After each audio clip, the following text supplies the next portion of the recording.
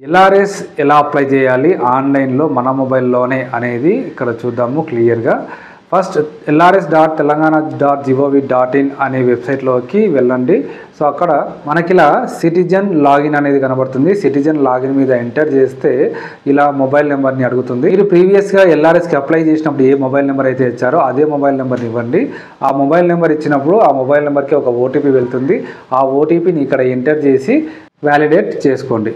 ఆ తర్వాత మనకి ఇలా ఎల్ఆర్ఎస్ ప్లాట్ ఫీ పేమెంట్ అనేది ఆప్షన్ కనబడుతుంది. దాని మీద క్లిక్ చేయండి. క్లిక్ చేసిన తర్వాత ఆటోమేటిక్గా మీ ప్లాట్ యొక్క డీటెయిల్స్ అన్నీ కూడా ఇక్కడ వచ్చేస్తాయి. మీ ప్లాట్ డీటెయిల్స్ చెక్ చేసుకొని ప్రొసీడ్ అని క్లిక్ చేయండి. అలా క్లిక్ చేయగానే మీరు పేమెంట్ చేయాల్సిన అమౌంట్ అయితే డిస్ప్లే అవుతుంది. అయితే ఇక్కడ 2 టైప్స్ ఆఫ్ అమౌంట్ అనేది ఉంటుంది. ఒకటి ఫుల్ పేమెంట్ అండ్ ఇంకొకటి రెగ్యులరైజేషన్ ఛార్జెస్.